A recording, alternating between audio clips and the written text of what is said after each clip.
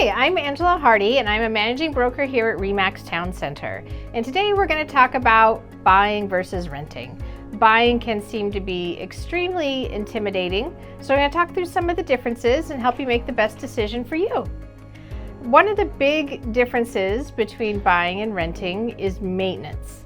A big advantage to being a renter is when the hot water tank starts leaking, you just call up the landlord and they fix it.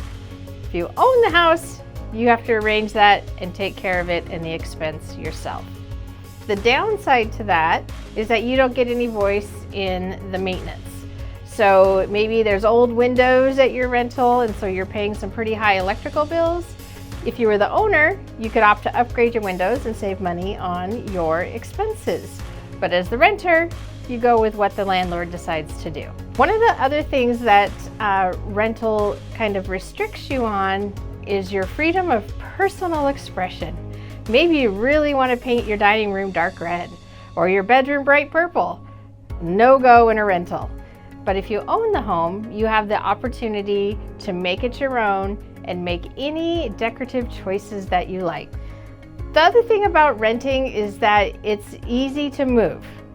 So if you're in a job that moves you around frequently, or maybe you want to do the city life for a year and then you want to go move out to the country for a year, renting is great. It gives you so much more flexibility than needing to sell. So one thing to kind of think about is your lifestyle and what works best for you. Another huge perk to buying a house is that your monthly payment is fixed.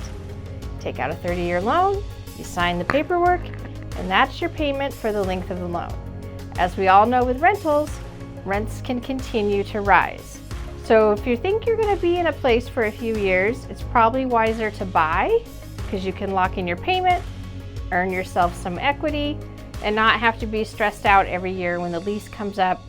A, knowing if your lease is going to be renewed or not, if you have to move, or B, wondering what you're going to end up paying in rent. To determine which options for you, just think about where you're going to be in 5 years. If you think you're going to be in the same area with the rates that appreciation is happening at, you definitely want to start building some equity and get some tax advantages by buying. If you need your life to be a little more flexible, renting might still be the right path for you. I work with lots of first-time home buyers and I'm happy to sit down and go through all the options with you. So please feel free to reach out with any questions that you have.